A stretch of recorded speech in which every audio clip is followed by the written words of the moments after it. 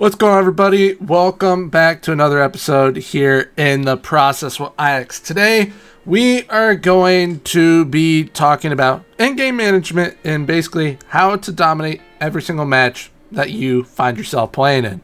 Now, this episode is most likely the final episode of this mini series, so I hope you guys have all enjoyed. As a little treat, I'm going to try and get 3 games within this episode. We're going to have the first match of the season, then one of the more meaningful Europa Conference League matches as well, and then a meaningful league game probably towards the middle end of the season. So I'm going to be recording this over a couple days time, so you'll probably see my outfit change throughout that time. But we are going to be getting into the first match of the season, first league match of the season, that is, because for those of you that watched the previous episode, you would have known, if you watched all the way to the end, that I've played some of the Conference League qualification matches already, and we have won all 3 of those, but we have Pek Zwolle coming up, and this is going to be the starting 11 that we play against them, utilizing every single new signing, and I also want to make sure that we're rotating the squad due to having to play qualifiers to get in to the Europa Conference League. It kind of forces you to rotate your squad and utilize as many players as possible. So that is what I have been doing.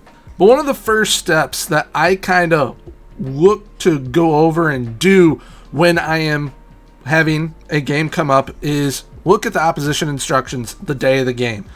What that allows you to do essentially is see what your opponent is going to be playing. As we can see here, they're most likely going to be playing a 4-2-3-1, and I have an entire video dedicated to not only your player instructions but opposition instructions as well. I'll link it down below in the description if you guys wish to check it out. But essentially what I'm going to be doing on this screen is already putting in the opposition instructions. So I'll be having their striker go to their weaker foot. Both wingers go onto the weaker foot.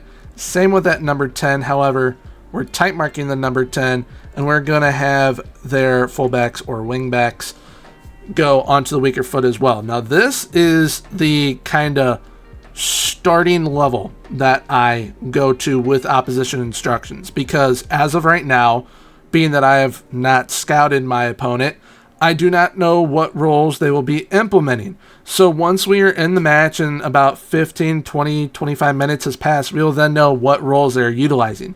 So if they're using wingbacks, we will be able to then trigger press those wingbacks to kind of keep them at bay and make sure that they aren't going to have a whole lot of creativity within the side.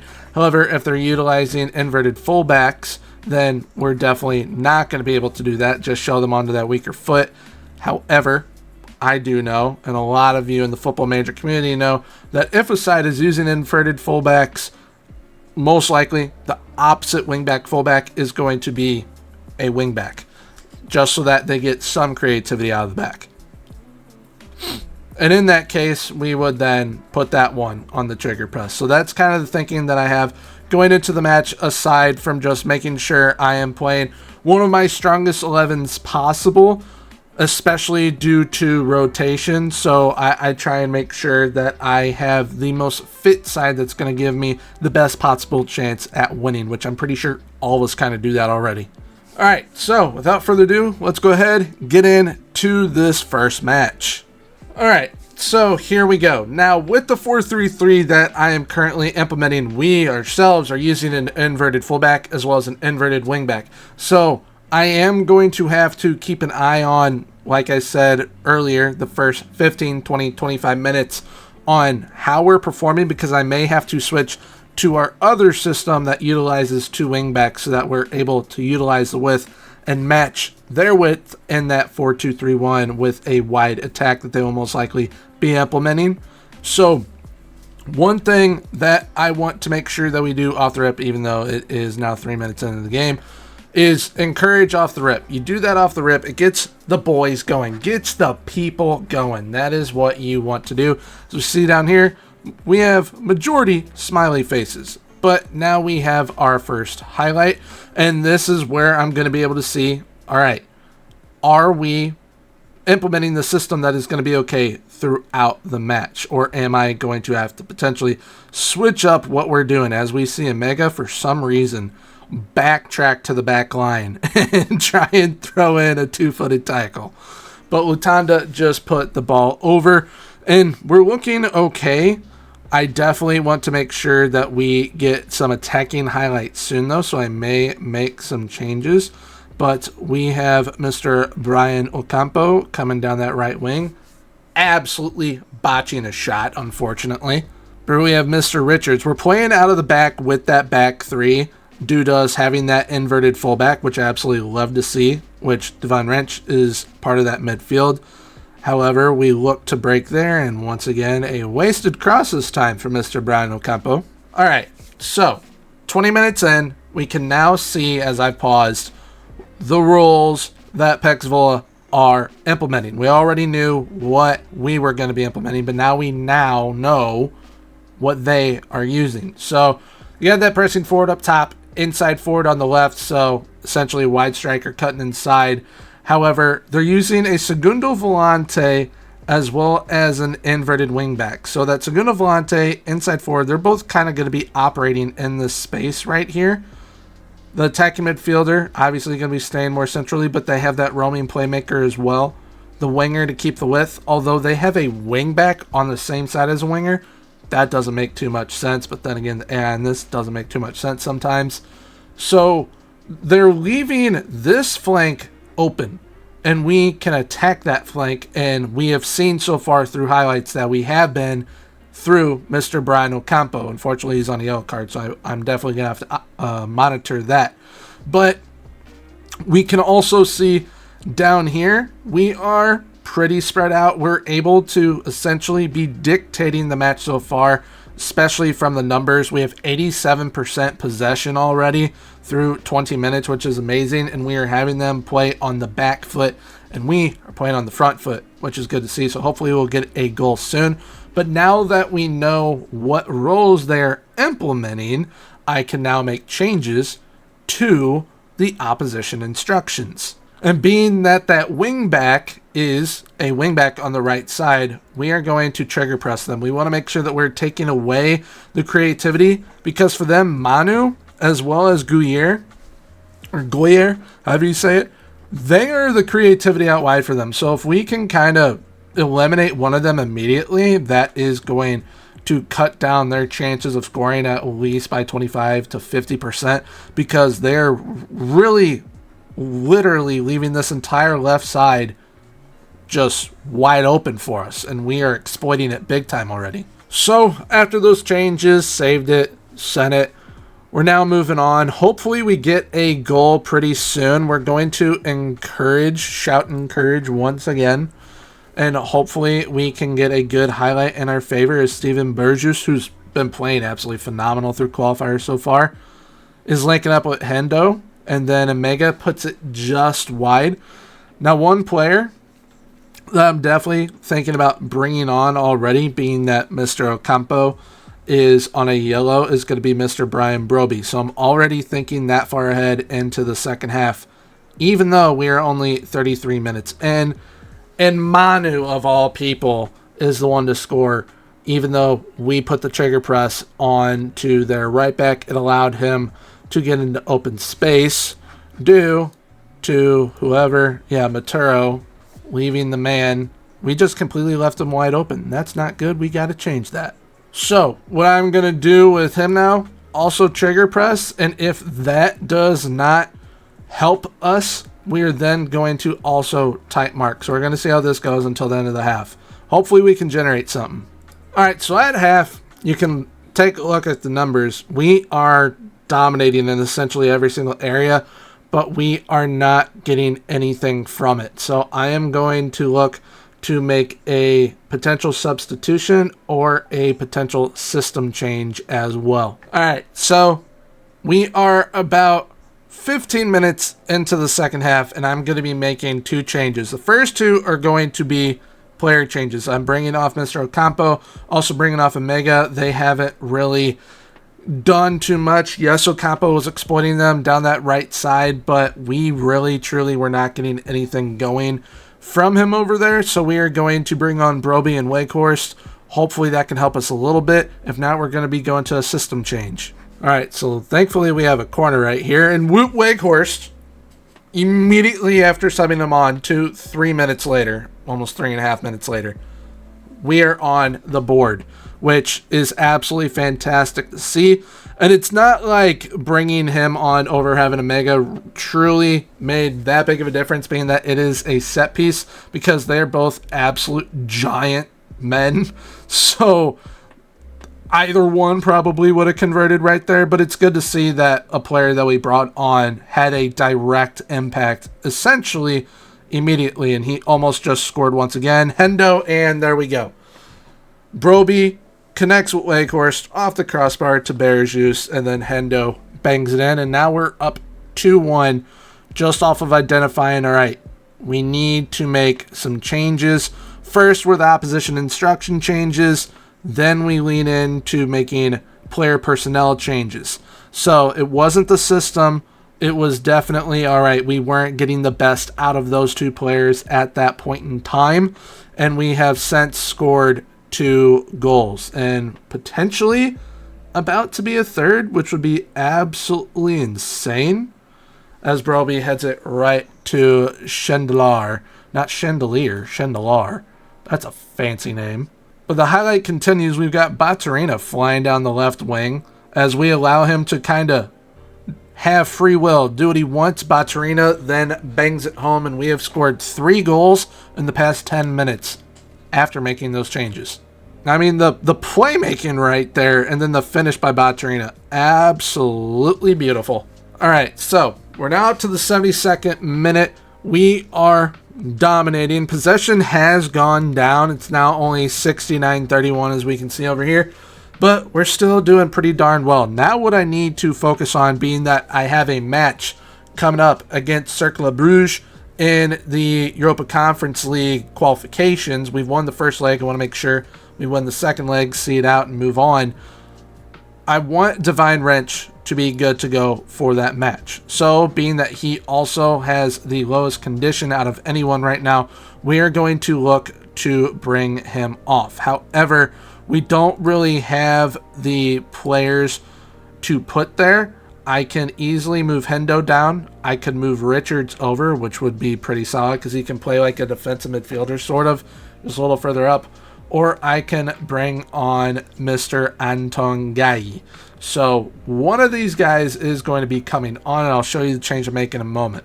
All right, so change I ended up making was just moving Richards over, and then we are bringing on Mr. Daniel Rugani Arloni because I want to make sure that I am still getting him playing time, even though I'm trying to get Maturo and Richards as much game time as possible. All right. There we go. After that change, not a whole heck of a lot happened, but we did, at the end of the day, end up getting the 3 points.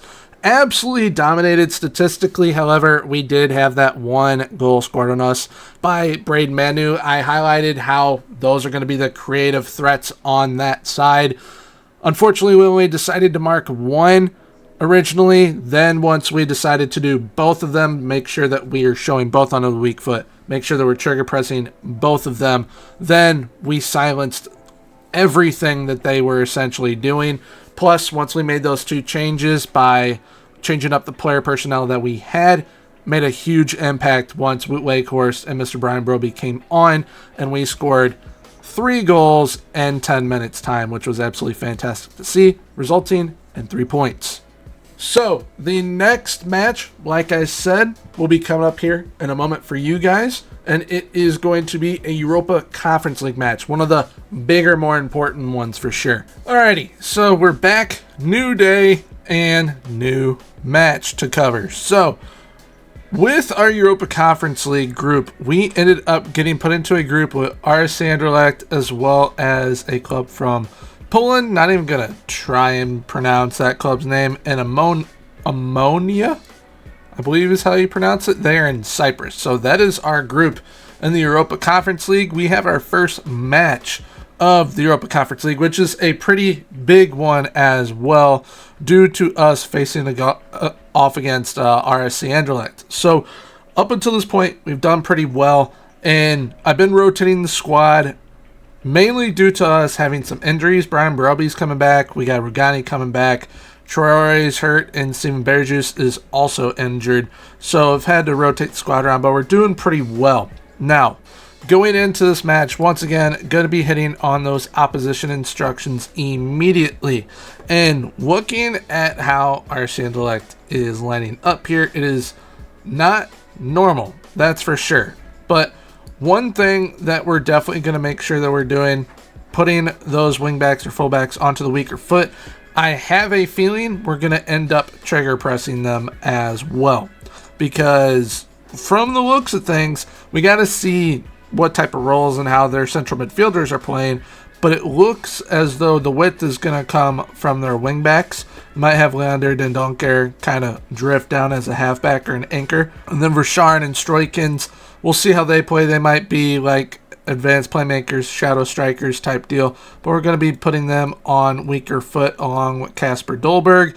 We're essentially going to see how that plays out through the first 15-20 minutes. We'll know what they're implementing, and then we can make changes from there. But team-wise, this is what we're going to be rocking with. That same 4-3-3 from the last match. It's been doing very, very well for us against all sort of tactics. We've played a couple 5 in the backs, couple 4-3-3s, couple 4-2-3-1s. It's been rocking. So hopefully it can do the same for us against Anderlecht. All right, so here we are in the match. First things first, we're going to do an encourage shout, then get the game going. Get everyone happy off the rip. Brian Ocampo with a rip off the crossbar. That's actually a pretty decent start for us.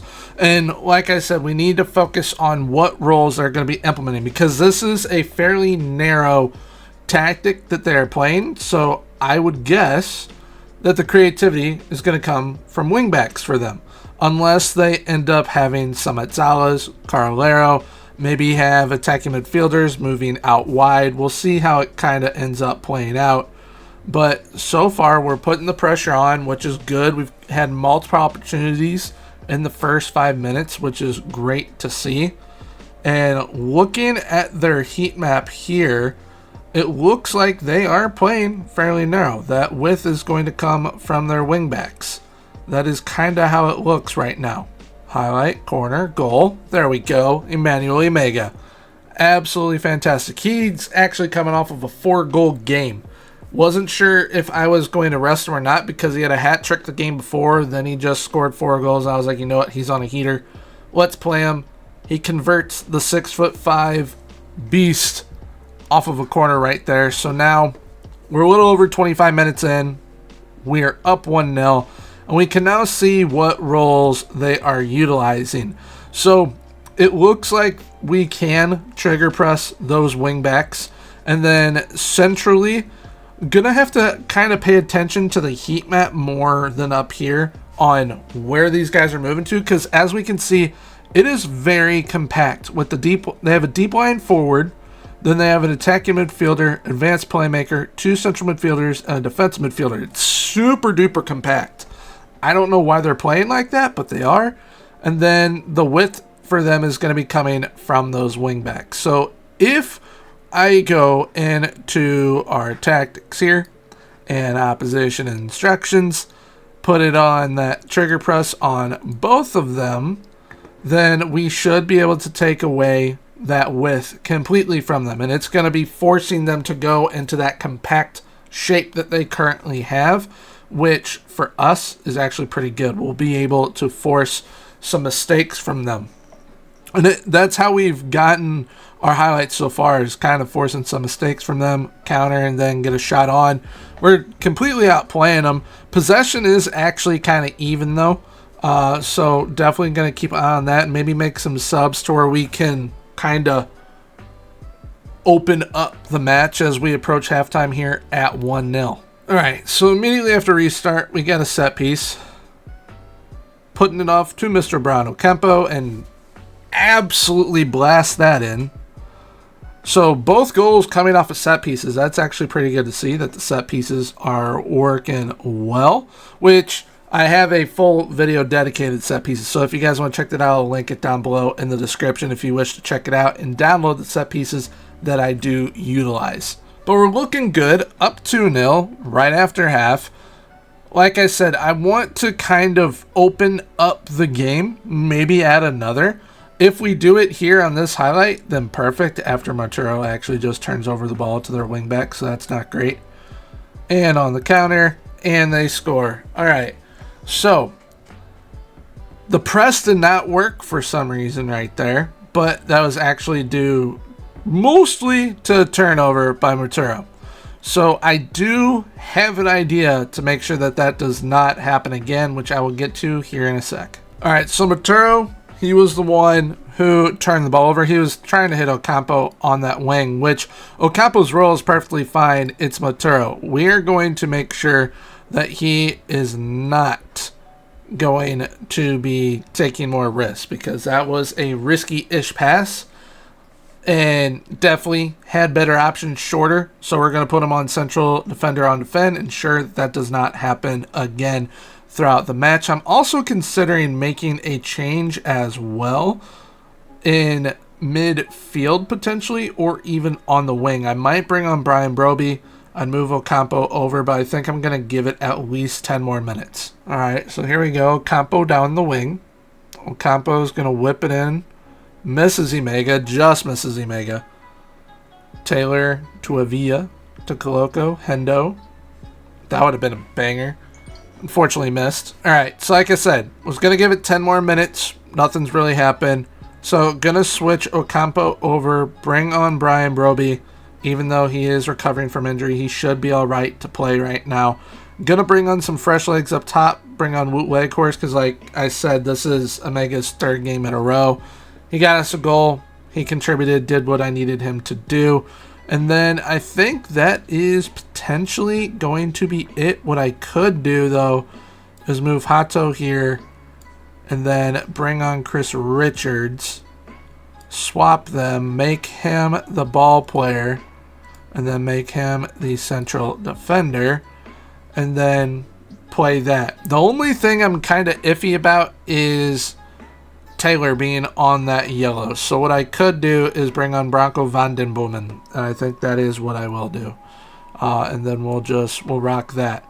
And that'll be okay going forward. Hopefully we can see out the game from this position, maybe add another goal as well. We brought on two fresh legs up top, and Wout Weghorst and Brian Broby. Then we also brought on Mr. Richards and the defensive line, as well as Branko van den Boomen in the midfield. So hopefully we can get something. Going to praise really quickly just so everyone can kind of get a little bit of a boost. See this result out, and hopefully we end up with 3 points. And we do. There we go. 3 points on the board to start the Europa Conference League. Awesome. So once again, went through a little bit of adversity, but made sure that we saw out the result, making sure that we switched Montero's role to where he was taking a little bit less risk, because as we saw, him taking more risks led to that turnover, leading to a goal for them. So making sure that he was playing a less risk-taking type role, that definitely helped us there. But also, getting on those fresh legs helped us see out the result that we needed. Alrighty, so the next match is going to be the final match, and it's going to be one of the big ones, one of our big rivals. We will be facing Feyenoord. Currently, we are in first in the league. They are in third. So hopefully it is a pretty decent matchup. Alrighty, so here we are for the final game against Feyenoord. Now this game is absolutely integral to the season. We currently hold a 1-point lead over them. They have a match in hand, and we're basically only halfway through the season. So this match against Feyenoord, very, very important. 2 days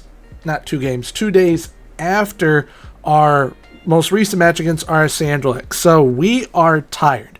As you can see, Steven Berjus, as well as Martin Batterina, Jordan Henderson, and Chris Richards, all not going to be fully fit for this match, but I'm going to be playing them anyways because we need our best possible 11. Majority of the time, I would try and rotate, but in this match scenario, we need our best possible 11.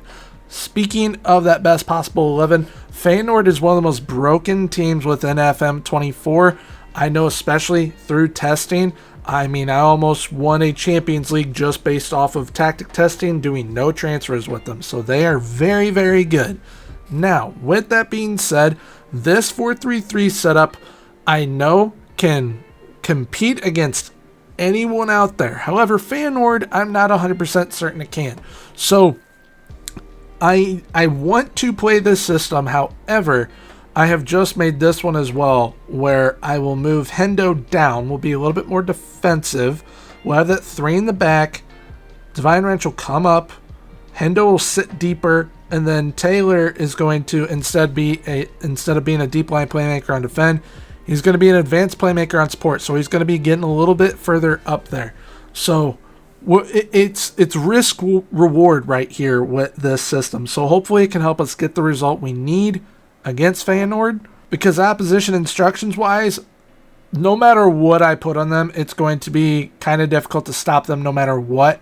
So we're going to do the same weaker foot on both wingbacks. They're playing a 4-2-3-1. It's absolutely broken with them. You have Calvin Stangs as well. Then you have Luka Ivanuzic, Bupenza, and Santi Jimenez. They're all getting that onto the weaker foot. Being that Ivanuzic is at number 10 in the 4-2-3-1, we go tighter marking. Now, I want to trigger press those wingers as well as tight mark them and tackle harder. That is what I want to make sure we are doing right there, but I also want to make sure that we are tight marking and trigger pressing Santi Jimenez. Now, this is a majority of the time what I do against like the elite of the elite, but being that Feyenoord is that within the Netherlands, we kind of have to do that within this match. Also against Guy Schmal, want to make sure that we're trigger pressing him. Not necessarily tight marking yet, but if he becomes a major problem, we definitely will. We'll do it on it. Andrew Kappa as well. We'll do a trigger press there too, just off the rip. Like, I don't care what the rules are. I want to make sure I'm trying to lock them down as quickly as I can. So that is what we're going to be rocking opposition instructions wise.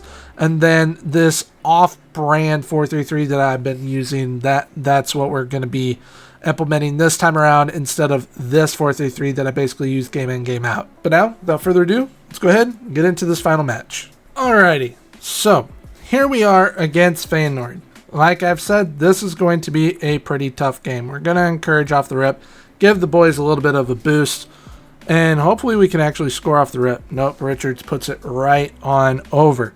But I am hoping straight up for a draw. That is how good Feyenoord is. So hopefully we can at least get a...